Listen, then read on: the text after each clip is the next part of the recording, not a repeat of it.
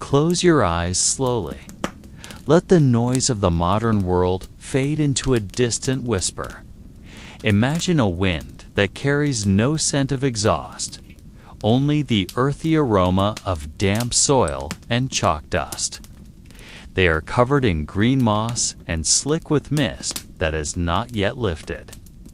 The sound of your steps feels like a small disturbance in an unnaturally harmonious silence. There is no church bell, no chirping birds.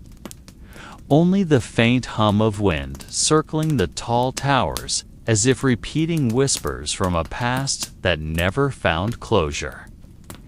This fortress is strange.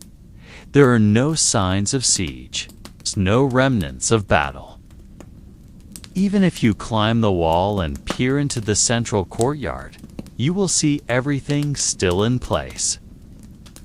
A wooden bucket lies near the well, its rope still tied. The tables inside the great dining hall appear to have been left only moments ago.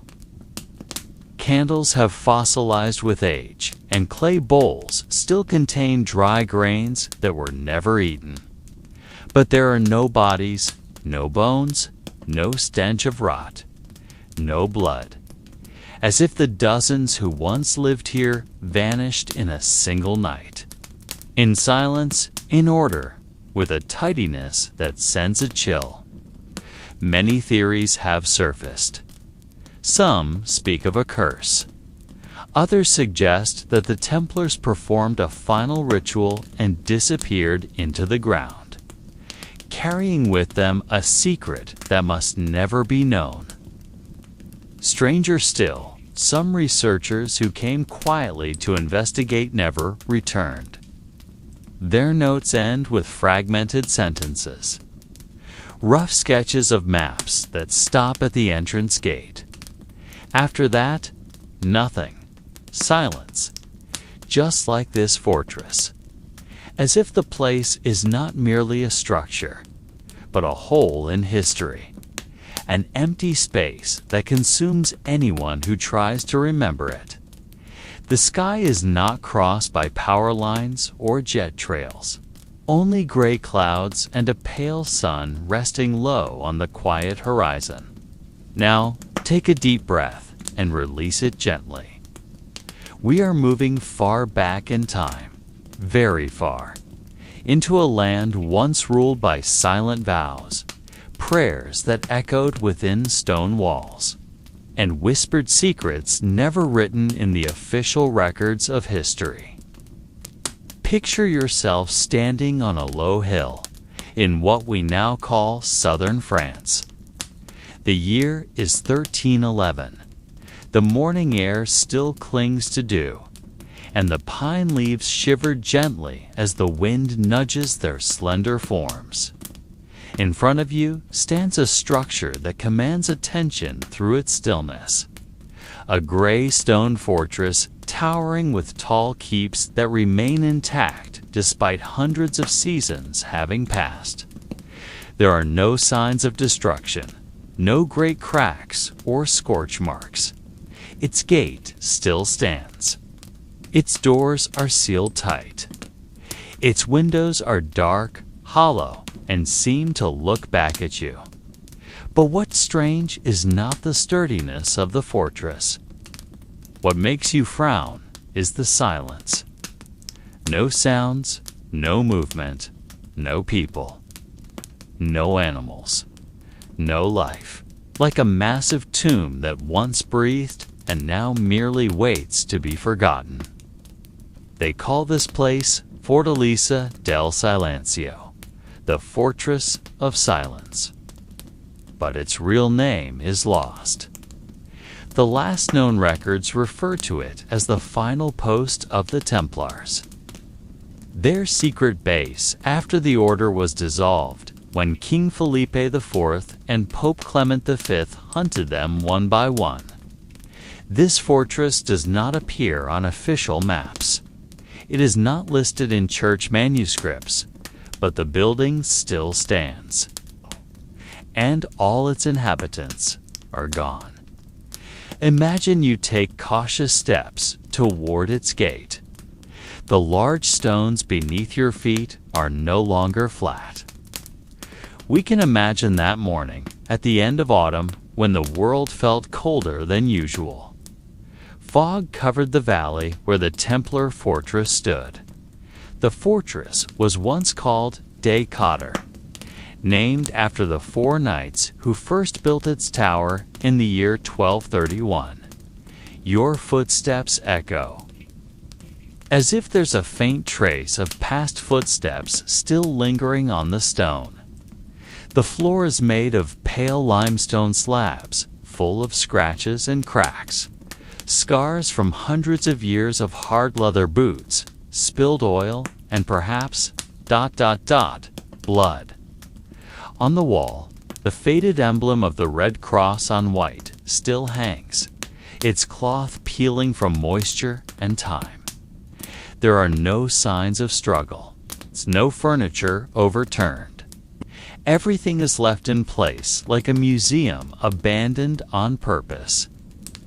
In the great meeting room, the long wooden table still stands, with short candles burned down and clay cups half full with mossy water. Someone once sat here, drank something, and never finished. Perhaps they heard something, a sound, a call, and they stood, leaving everything behind, not in panic, not in fear, but like someone who knew they had to leave, perhaps summoned by something stronger than logic. Beyond that room, there is a small basement, once used to store wine.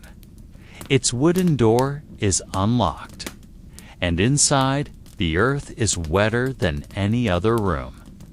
There is something there, like the remnants of a ritual. The soil dug by hand, and stones arranged in an unknown pattern. On the wall, faint carvings with shapes that do not resemble any religious symbol known in this region. One of the symbols resembles a large eye staring forward, without eyelids, without expression, just an empty gaze, as if waiting, as if watching. But who carved it, and who was it meant for? They built it with their own hands, stone by stone, and brought laborers from nearby villages to raise the walls in the spirit of service to God and the Holy Land. But no document ever tells the fate of those 4 founders. Even their names remain faint in the rarely opened chronicles. That morning, perhaps a servant rose earlier than the others, preparing the fire for the morning kitchen. Perhaps he swept the ashes from the night before, but no trace of his work was found. No ashes in the hearth.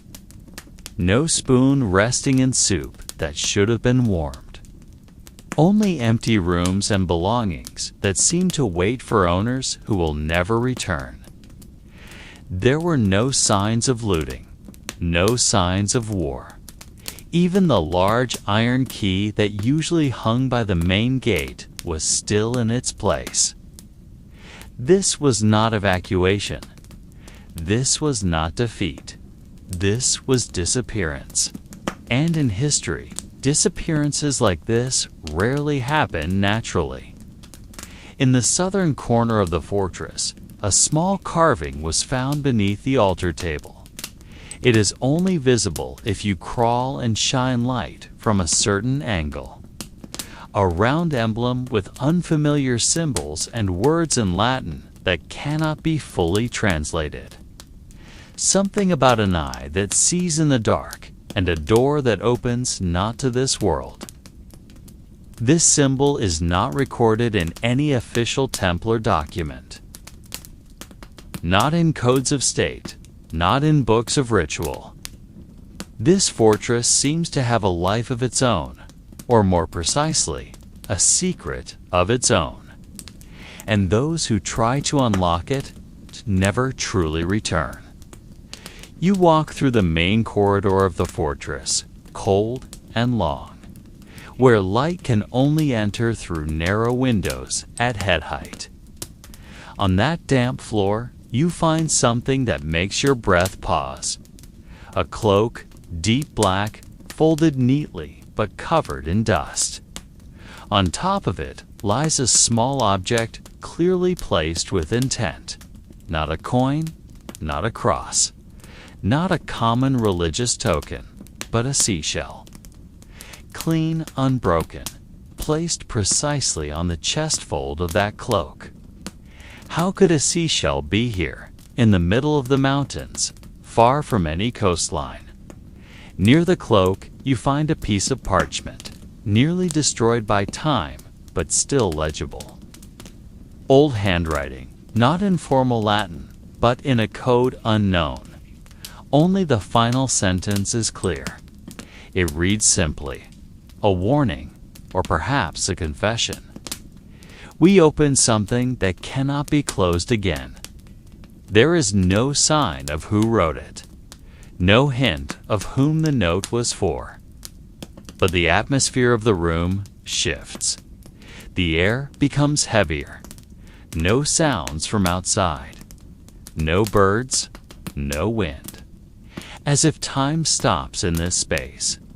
As if the room holds something, something that was opened, and now cannot be left behind. Did the Templars in this fortress do something?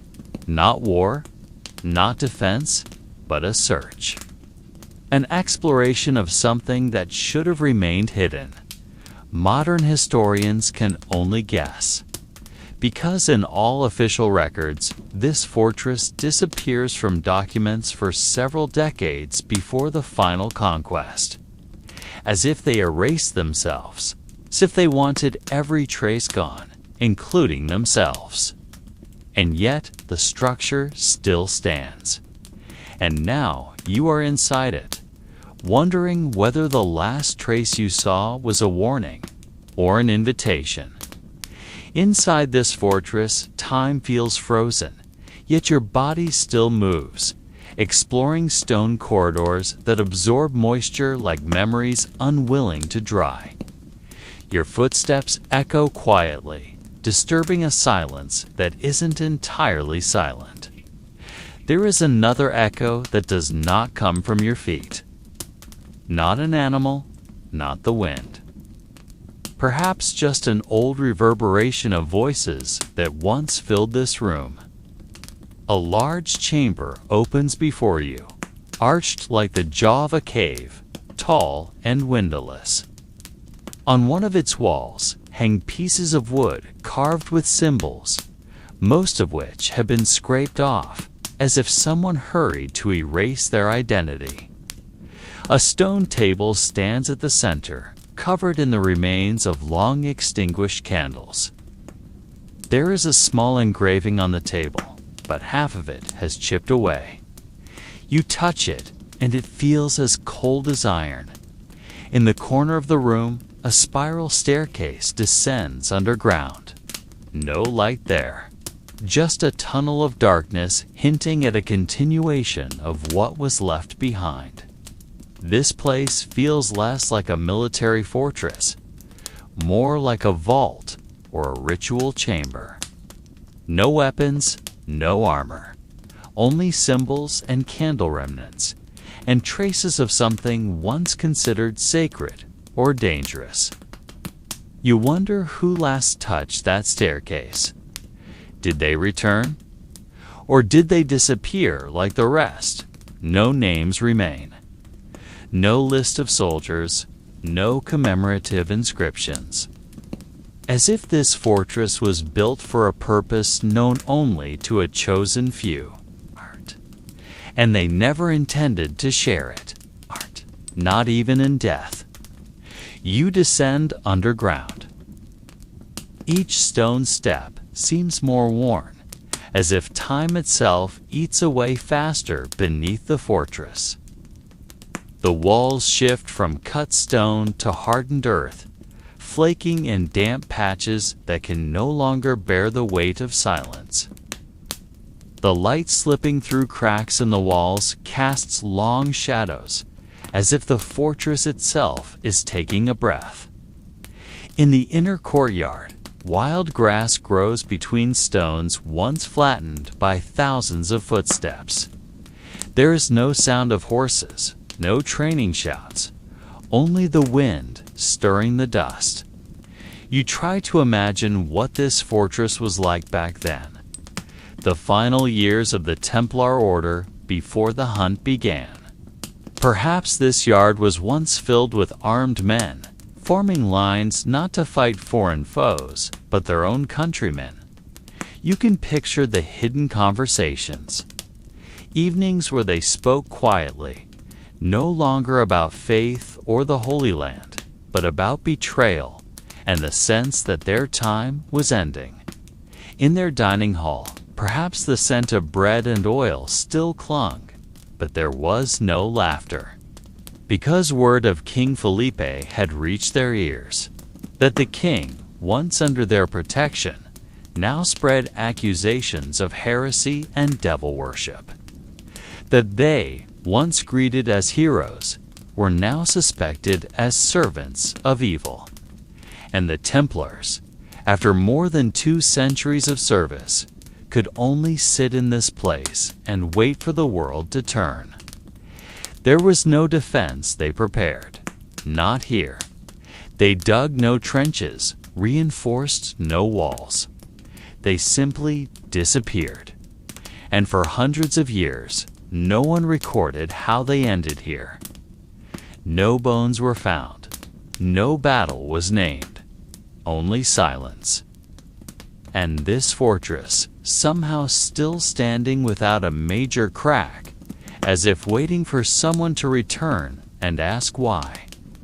The air here smells of old iron, like blood never washed away. There are tracks in the dust, unclear whether they belong to rats or men.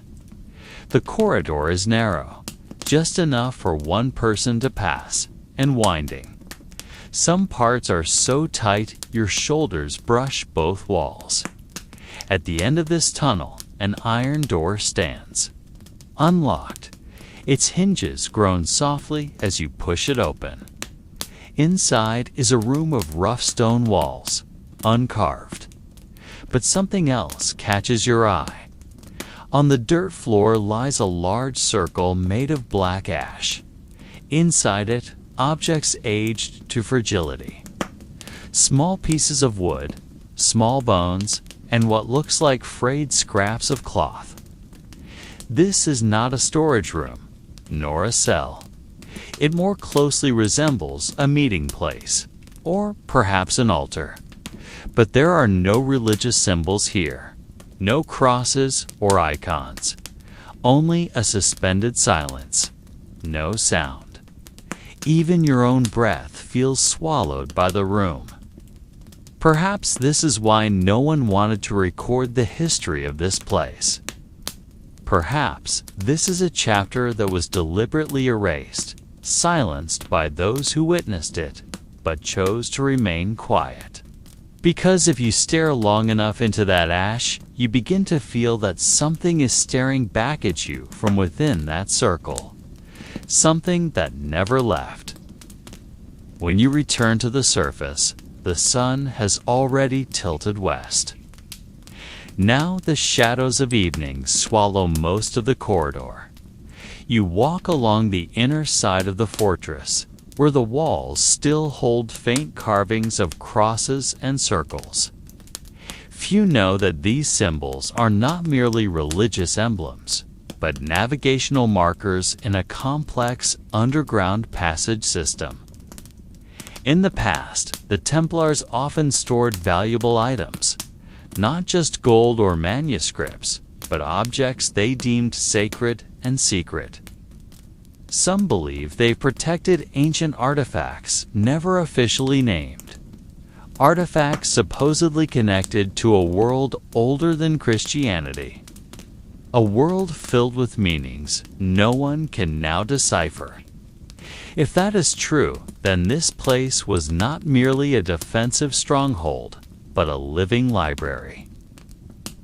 You pass through a narrow crack, the remains of a secret door now almost sealed by roots. The air inside is damp. The smell of soil and old iron stings the nose. In this room, the light is so dim that the walls seem to merge with the darkness. But if your eyes adjust, you will see one thing. A small altar carved from solid stone, facing the setting sun. There is no cross on it, no book or candle. Only a hollow at its center, deep enough to hold water, blood, or something more symbolic. The question is no longer who built this altar, but why no official record ever mentions it. No visitors refer to this room in archaeological reports. Even the structural map of the fortress you saw in the museum does not show this corridor, as if this place was erased from history on purpose, or hidden by those who knew too much and did not want us to ask further. The corridor swallows the sound of your footsteps.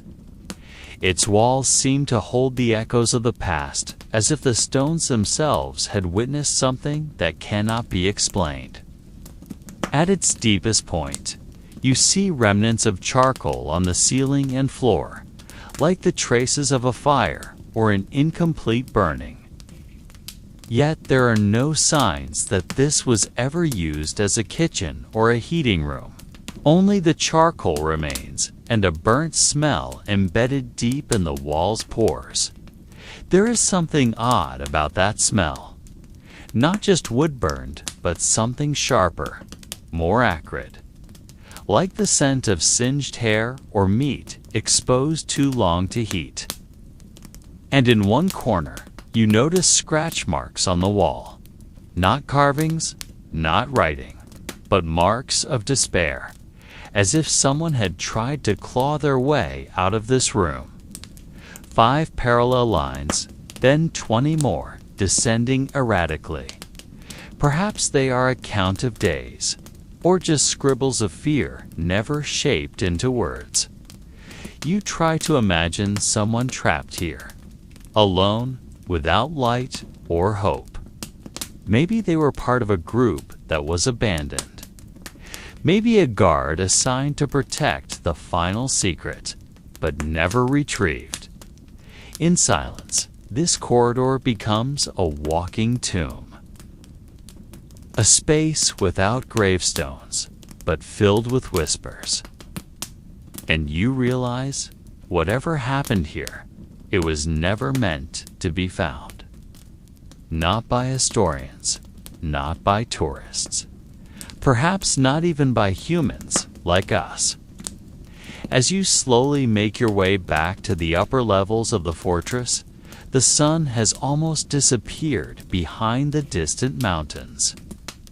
The sky turns red, and the shadows of the stone structures grow longer, like arms reaching for something from the past. The evening wind carries the scent of wet earth and splintering old wood. Outside, the fortress courtyard remains silent. Only the occasional chirp of insects breaks the quiet, and the soft rustle of pine needles brushing against each other. From this height, you can see far below, toward the small villages now abandoned. The traces of past civilizations stretch out in the form of ruined fields, the foundations of stone houses and ancient wells that gape like empty mouths. No one knows for certain when this fortress was completely abandoned. There is no final record, no plea for help or report of defeat. Only emptiness and walls that still stand even though no one guards them. This is not a fortress that fell to war. It is a fortress that vanished from the world as if time itself decided to erase its presence. And as you stand at the edge of its main gate, now half covered by underbrush, you begin to wonder, is it possible the last inhabitants never left? Could they still be here, just unseen, Or, more terrifying, are they trapped within something we do not understand? Your footsteps echo softly on the stone floor, and for a moment, you feel as though something is walking behind you. But when you turn around, there is nothing. Only air colder than it was before. Darkness arrives slowly, seeping in through the fading sky. The torch you carry burns dimly, casting a small circle of light that moves with your steps. You return to the fortress's main hall, where the walls are covered in strange symbols that are barely visible during the day, yet reflect faint light in the dark. These marks are not written in Latin or French. They are not decorative carvings or ordinary religious symbols. Some are circular, others resemble mazes or closed eyes.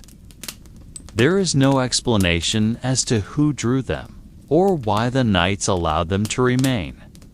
Some archaeologists call them meaningless graffiti. But many are too precise, too well hidden in places that one would not find by accident. In one of the underground corridors, you find a drawing of a human figure without a face, etched on a layer of chalk eroded by time. It stands upright, both hands straight at its sides, and on its chest is the image of an open eye. There is no record of this symbol in official Templar documents. No reference in the prayer books, just an image that remains after hundreds of years. As you stare at it, the air around you feels heavier, as if this underground chamber was used for something never mentioned in the official texts, yet left a trace that cannot be erased. The floor around it is more worn, the walls warmer than in other tunnels. There is no wind, yet your torch flickers.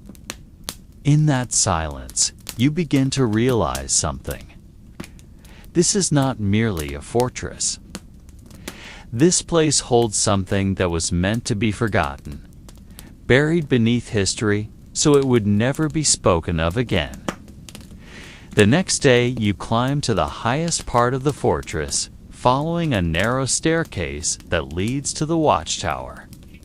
The morning air carries the scent of mist and moisture from the valley below. The scent of wet earth rising from a corridor that should be sealed. And fragments of an old manuscript hidden behind the altar, written in Latin not used by the church in its time. The language reads more like a code or perhaps liturgy from a sect never officially recorded. In that manuscript, there are mentions of nightly gatherings, of a circle of light beneath the ground, and of a door that can only be opened with an unspecified sacrifice. No one knows who wrote it. The writing bears no name, only the same symbol you have seen before, like a half moon and a closed eye. The remaining villagers refuse to speak of the past. If asked, they only shake their heads and say some things are not meant to be told. They advise you not to linger in the church after sunset. But on that quiet night, you return anyway. Sitting still in the main hall, waiting, listening, and that is when you realize the floor beneath you gently trembles, as if something beneath the ground moves slowly, unhurried, yet steady. Not the sound of wind or animals, not even an earthquake. The vibration feels like footsteps from far below, yet moving in a direction that never touches the surface. You place your ear against the cold stone floor. The faint pulses continue, steady, as if time underground ticks on its own clock. And in the darkness, you do not feel fear, only the urge to know. Who still walks beneath the earth, and why? From this peak, the entire landscape unfolds before you. Empty fields, thickening forests, and the ruins of small settlements no longer inhabited. But your eyes fix on one spot, a long line in the ground, like the remnants of a path once used regularly, now swallowed by brush and time. That path leads to a small hill in the distance. In the oldest records ever found, that hill was mentioned as a secret pilgrimage site for certain knights. It was never marked on official maps. It does not appear in church chronicles. But the same symbol you saw in the underground corridor is faintly etched into a large stone facing that hill. Someone carved it centuries ago.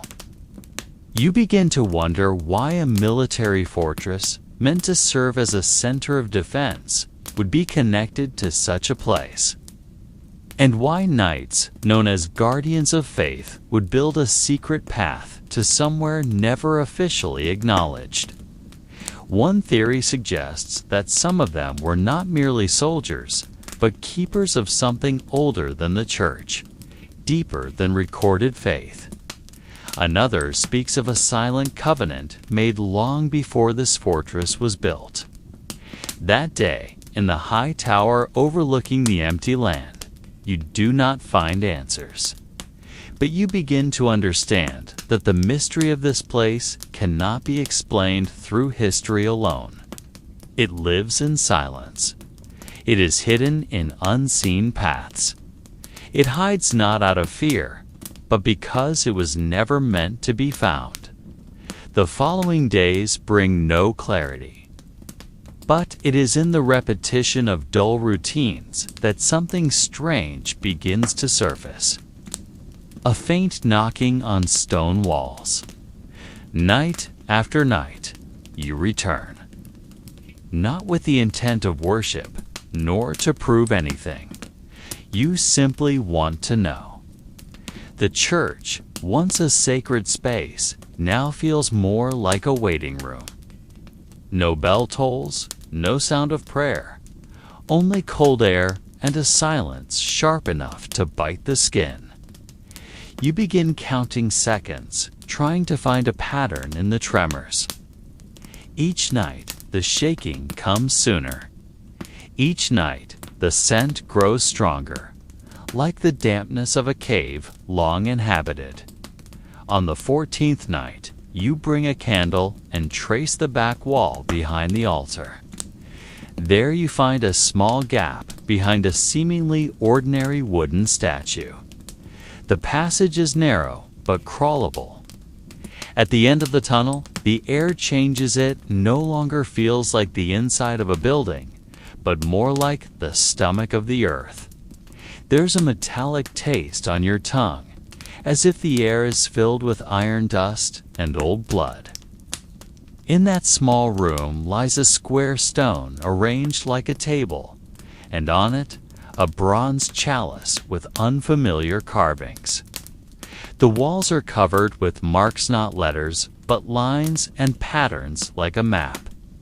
At the center, again, is the symbol: the half moon and the closed eye.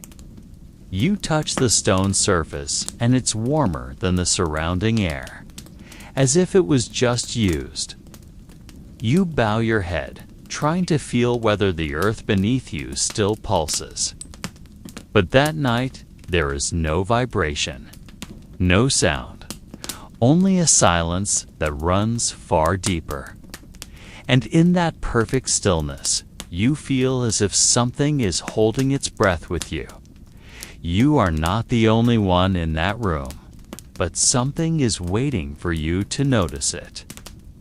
The next day, the sun feels paler than usual, as if it refuses to pass through the half-covered church windows. You begin to notice something odd in the village. People who once greeted each other now walk quickly, eyes down. No one wants to talk for long. Some seem to avoid the church altogether. Even the priest, who once appeared composed, now often stands still in front of the building, staring at the crucifix on the outer wall as if asking a question no one can answer. You sit on the stone steps on the western side, watching their movements. Something did change the night before. Ever since you entered the narrow passage behind the wooden statue. Since you touched the stone table, the world hasn't felt the same.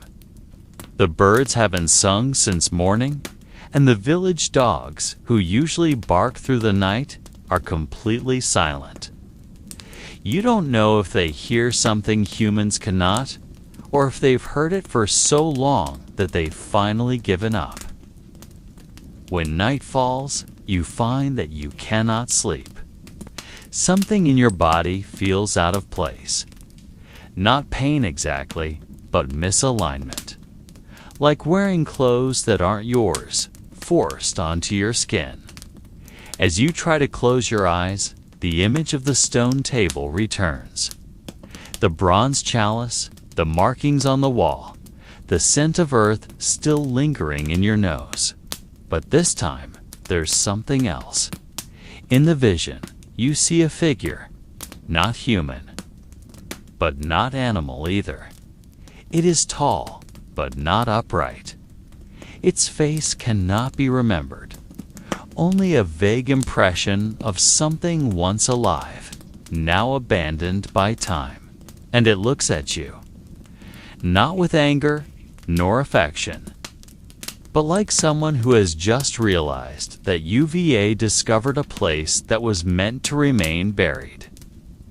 The days that follow move slowly, like a fog unwilling to rise. You try to live as usual, sweeping the yard, drawing water from the well, feeding chickens that are growing fewer. But the strange feeling never leaves. It feels like a thin, invisible thread connecting you to something within that church. No one says it outright, but you know people are beginning to avoid you. Some of the women who used to offer bread now hesitate. The children who once begged you for stories now turn away when they see you. Even the village dogs no longer come near. You don't feel rejected violently, only quietly exiled without words. As if the world you once knew is slowly loosening its grasp on your presence. In that solitude, you begin writing, carving names, dates, and feelings onto scraps of wood and leftover parchment you find in your attic.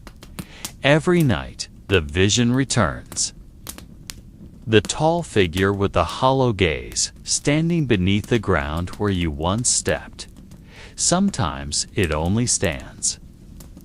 Sometimes it walks. Sometimes it whispers without sound. And always, always, when you wake up, you find something changed. A dead bird on your doorstep. A small stone beneath your pillow. Or the hearth fire burning even though you're certain you put it out. You begin to wonder in silence whether your discovery was a mistake. But there is no answer to that question. Only long silence and the gaze from within the dark. You've never told anyone, but you're beginning to understand why the church remains standing, while those who once inhabited it have vanished. Perhaps they didn't leave. Perhaps they're still there, in the same place. Within those walls, a form that can no longer be called human. Winter arrives earlier than usual.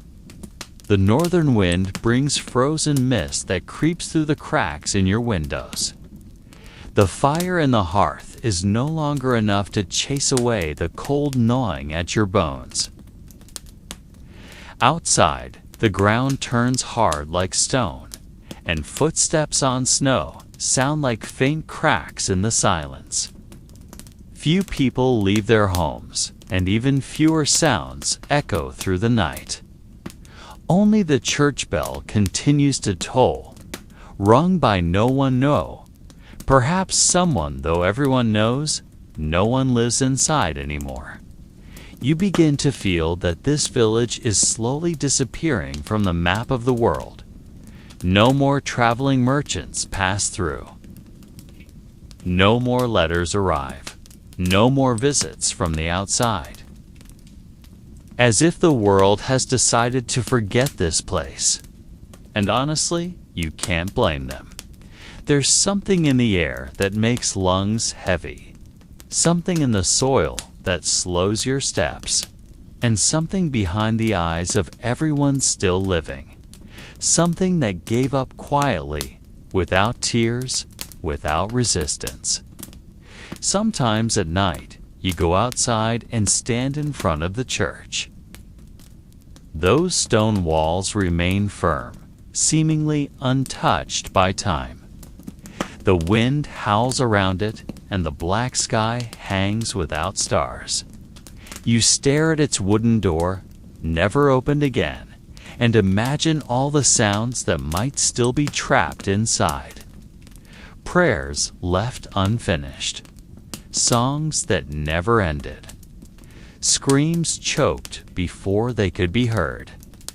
The longer you stand there, the more you feel that the place is not empty. It's merely waiting. Perhaps not waiting for you. Perhaps only waiting for something to begin again. The days grow shorter. The sun appears only briefly, then quickly disappears behind the gray horizon. Even the light it brings is dim, as if uncertain whether it wants to touch the earth. You begin recording your dreams, observing patterns, searching for clues in the whispers of the night. Some neighbors begin doing the same. No one speaks openly, but you know they too are awake at the same strange hours. Lighting candles, praying in silence, staring at cracked walls and distrusting the quiet. Sometimes a symbol appears on the wooden floor, as if scratched by fingernails. Its lines faint but deliberate.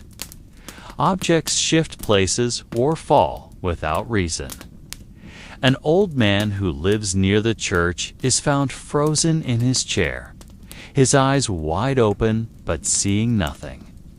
He is still alive, but he never speaks again. He was once the bell keeper. Now he only stares out the window, day and night.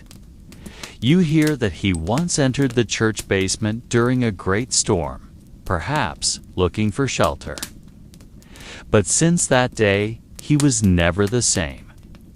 People say he is disturbed, but what he saw, no one knows. One thing is certain, the door to the basement is now locked, and the key is gone. No one has tried to force it open. No one is brave enough.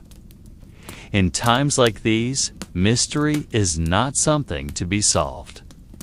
It is like fog, better left untouched than pierced and risk finding something that cannot be undone.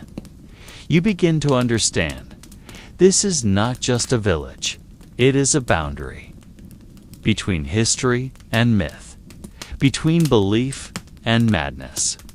And that old church, with its tower always bowed toward the sky, holds something older than all who live here. In these shadows, you begin to notice things you never paid attention to before. Shadows on your wall move sometimes, even though you remain still.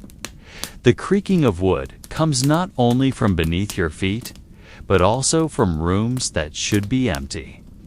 Footsteps echo faintly through the locked church corridors, though no doors open. The children begin to dream of the same figure, and they describe him with unsettling clarity. A man in a white robe, face covered in cloth, standing with his back to the altar. They all describe him without knowing each other's dreams. No one dares to question. No one denies. Everyone accepts the story as part of the season, like rain, like cold, like snow that comes and goes. You know the feeling well. The sense that history doesn't only live in books, but in the walls of ancient buildings. Perhaps that's why no one dares to tear down the old church. Not out of respect, but out of fear of disturbing something that has not yet ended.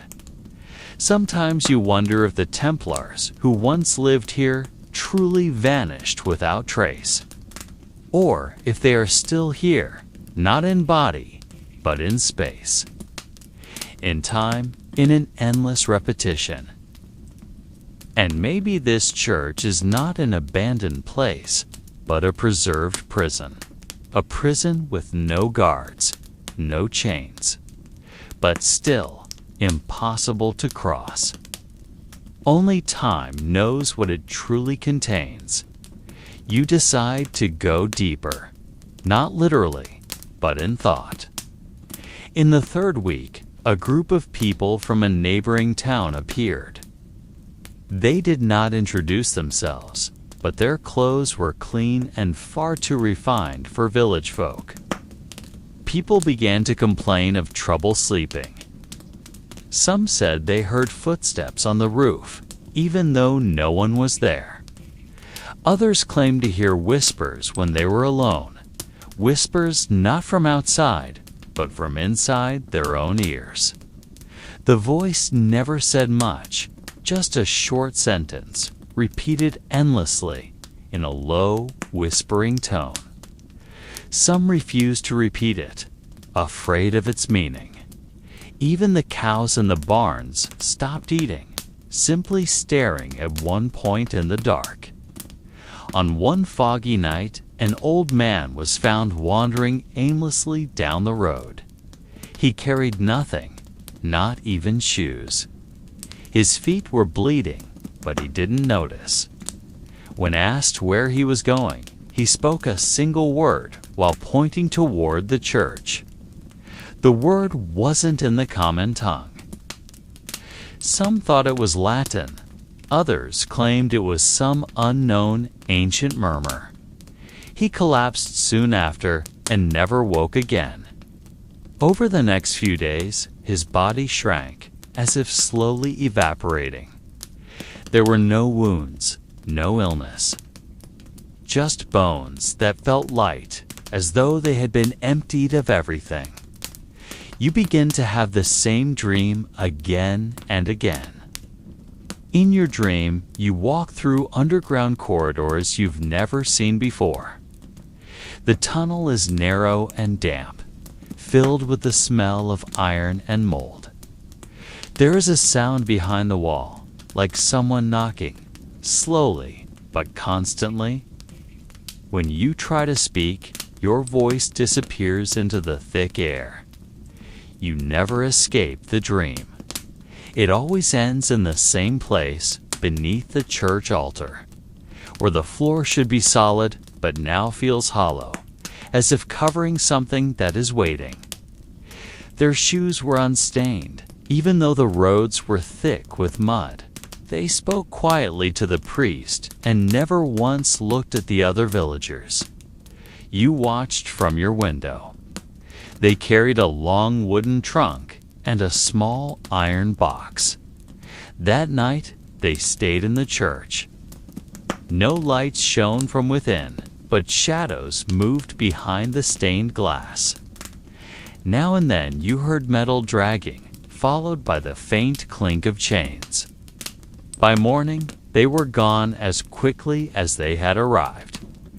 No footprints, no farewells. But afterward, something changed.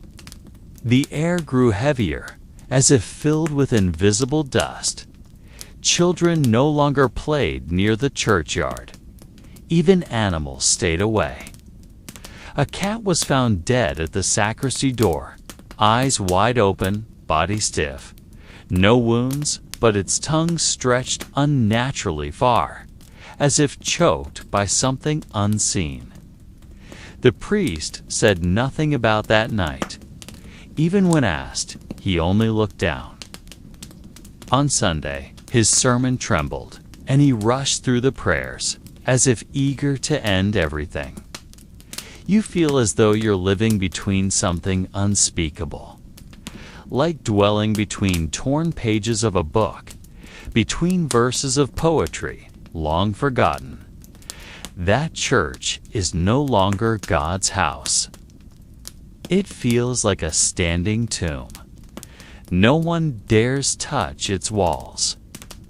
Even the cross on its main door is covered in dust and spiderwebs, as if it too has surrendered in trying to protect this place.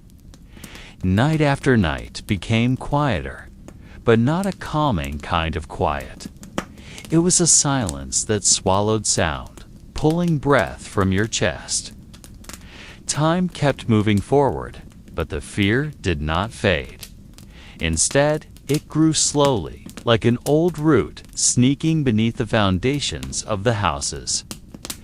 No one spoke loudly in the village anymore. Children no longer ran through open fields. Mothers stopped singing as they washed clothes by the river. Instead, everything became quiet and heavy, as if someone had just died but was never buried.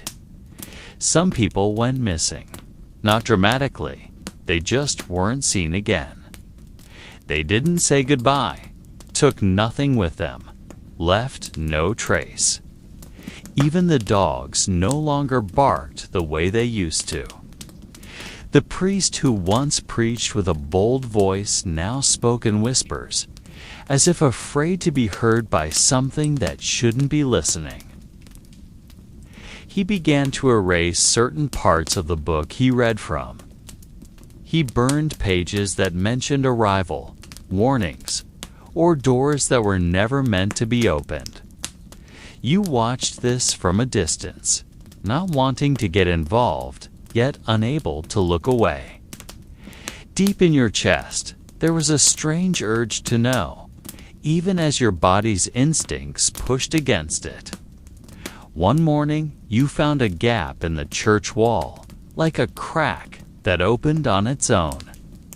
Behind it, the air was colder than the rest of the room.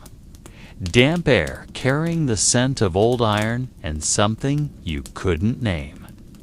You felt as if the place was not just holding history, but decaying from within. Not because of time, but because something was still alive inside. Something no longer bound by form or name. Something that did not want to be found, but also did not want to be forgotten. A few nights after the crack in the wall appeared, dreams began to arrive in strange forms. Not mere fragments of sleep or vague shadows, but images too sharp, as if someone was forcing memories into the minds of the villagers. You dreamt of inverted crosses, not out of blasphemy, but confusion. Of rows of Templar knights praying without sound, blood seeping from their armor. Yet their faces remained calm, as if they understood suffering was part of a duty that must never be questioned. In that dream, you saw the same underground chamber, but this time there was sound.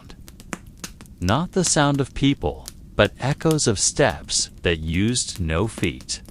Something was waiting, not in anger, but in a hunger that had lasted too long. In the morning, you woke up cold, with black dust on your fingertips. Though you had not left your bed, you were not alone. Other farmers began to whisper about similar dreams. Children started drawing the same shape on the ground, circles slightly off balance, with what looked like a crown and a closed eye at the center. That symbol now appeared on the wooden door of the church, not as if painted, but as if breathed from within, fading the wood's fibers. No one dared to erase it. You began to understand that the Templars' last fortress was not just a place, 'twas a seal, and the seal was weakening. not by human hands, but because time had been still for too long. What had been locked beneath the church might not be an enemy from beyond. Perhaps it was a remnant of an older belief, one that could never truly die. Day by day, the small village felt more like it was waiting for something. Not with anticipation, but with fear that had no direction. Stories about something never named, always linked to a chime not made of metal and a faint glow rising from underground. You used to think them fairy tales, remnants of belief before the church arrived. But now, every detail feels too precise. You walk around the building, noting the tiny cracks spreading across its walls. Not from age, but from pressure within. The stones of the church's foundation feel warm to the touch, even as night falls. The village well's water tastes different and is no longer clear. There has been no rain for 2 weeks, yet the well remains full. Too full, as if the water was coming from the wrong direction. And most disturbing of all is the sound, not loud, not direct, but constant. Sometimes like singing, sometimes like a moan. No recognizable words, but the tone feels ancient and profoundly sorrowful. As if someone is waiting to be remembered, but does not wish to be found. The old priest finally emerges from his seclusion. His face pale, his eyes hollow. He carries no scripture, only a candle and a handful of soil from within the church. He says he will end it all tonight, but by morning there is no sign of him. Only the church door left wide open and the sound now gone. For the first time in months, the air feels light, but only for a moment. Because from beneath the church, it is no longer dampness that rises. It is a scent like incense mixed with fresh blood. As if the seal had broken and something was breathing freely for the first time in hundreds of years. The weather began to shift. Fog no longer came only in the mornings, but lingered in the air even when the sun was high. Livestock refused to go near the back of the church. The chickens stopped laying eggs. A dog barked at a corner of the wall that looked no different than vanished that night without a trace. The priest, once stern in calling this a test of faith, now locked himself away. He burned all his old scriptures and drew crosses with ash on the church floor, not for strength, but perhaps to plead. You and a few others began sleeping outside, in open fields, feeling safer under the vast sky than within walls. Children no longer laughed, nor did they cry. They simply sat, staring at the church. No bells rang for a whole week. No mass, only silence, and something in the air that you could not name. The damp smell from beneath the church was thicker now. As if the space didn't just hold stone and stale air, but something active, something breathing slowly. Then one night, an old man, the former bellkeeper, disappeared. No sign remained except the bell rope, cleanly cut, and scraps of his old robe soaked in salt water, not blood. Seawater, in a village with no sea. You tried to explain it with reason, but reason here was slowly losing its place. You began to believe that the Templar fortress had not fallen to sword or siege. It had never truly been defeated. It had been emptied, because something beneath it could no longer be carried. And when the church was built above it, the intent was not to heal, it was to seal. Now you begin to recall old stories once whispered among the eldest villagers. Tales often laughed at by younger generations. The stairs did not lead to a basement as one might expect. They spiraled downward, far too deep for a building so small. But because something inside you understands that whatever will rise from that depth is not meant to be seen, only heard, or more precisely, felt. Like an echo traveling down your spine, not through your ears. Up above, the church remains. Its walls still stand, its floor tiles still warm from the trace of human footsteps. But there is no sound, no prayers, no tolling bells. The church is empty, yet not abandoned, like a body fallen asleep while seated. Among the vanished congregation, only one thing remains: a small hourglass on the altar. Its sand no longer falling, as though time itself is holding its breath. Since that day, no one has ever returned from that church. No one came to look. No one asked. Records of the village vanished from royal archives. Old maps suddenly omitted its location. Historians called it a copying error. But among those sensitive to tiny changes in history, a few know the truth. That not all fortresses were built to keep enemies out. Some were made to keep something buried, to keep something asleep. And perhaps, just perhaps, when we speak of the fall of the Templars, what we truly mean is not their destruction, but their sacrifice. In silence, they held back the breath of the world. And within those walls still standing to this day, whatever breathes beneath that stone floor is not finished speaking. The walls were no longer local stone, but a kind of black rock, cold despite the lack of wind. Each step grew heavier, not from fatigue, but as if something was pulling your body downward, not gravity, but intent. The candlelight did not follow, yet there was illumination, a faint, pale blue glow, like light from the ocean floor.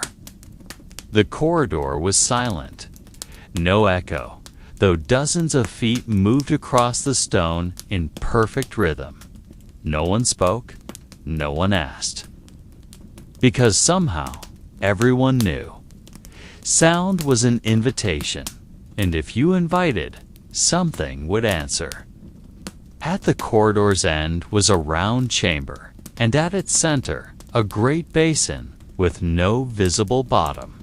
Its walls were covered in symbols, not Latin, not Arabic, but letters shaped from a tongue no longer known to man.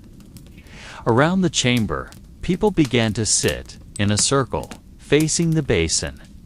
Their eyes were closed, but their bodies were calm.